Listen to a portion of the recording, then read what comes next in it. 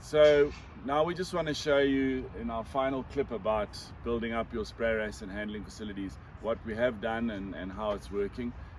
So here we've managed to get this whole circular force pen nice and stable with the concrete blocks that I showed you last time, that we actually bolt these pillars in so that the whole thing isn't moving, and this pole here is into the concrete in the ground, and you can see now that the gauge is moving nice and evenly, so that whether it's on this side or that side, it's got the right gap, and so that the stop mechanism here is stopping it being a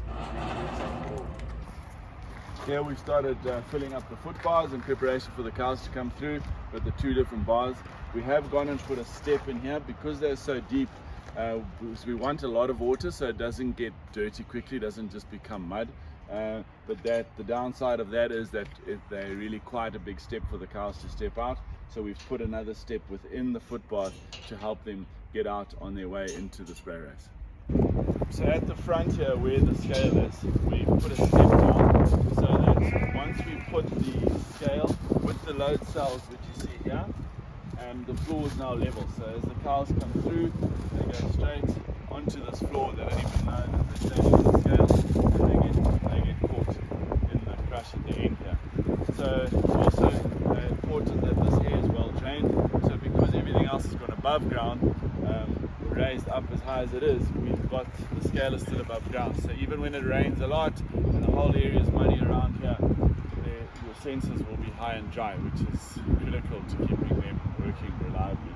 And then we've got a good step off area here, whereas before it dropped off really steeply and the cows are slipping and falling. They can now step off and there's enough space for them to get off here, and then you can either do concrete or just gravel in this area here, so that they can get off nice and smoothly and back into the holding pen.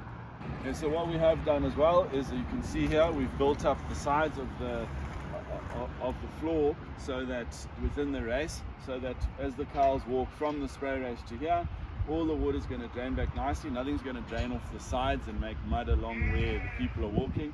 And that drains all the way along because it's protected on both sides. The floor also, you can see, has got a nice pattern in it, so that because they're obviously wet coming out of the spray race, they're not going to be slipping and hurting themselves, but they're going to have a good steady footing on their way to the front.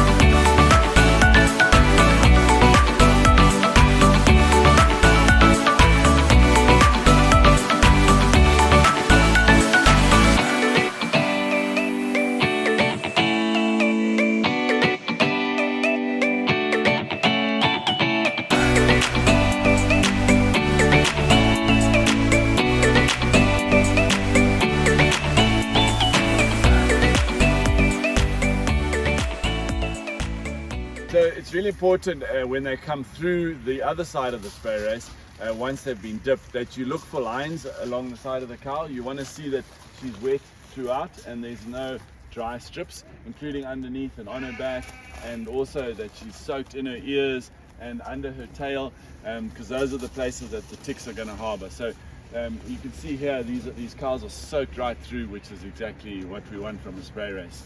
So the other thing you would have noticed is as the cows walk through, they're dripping a lot of the water here. If you want to save, which would be saving dip, if you wanted to save even more, is you slow down the process, dip a few cows, and depending how long your race is, you then stop them, let them drip the most of the water, which has obviously got dip in, back down, and it runs back and gets used again.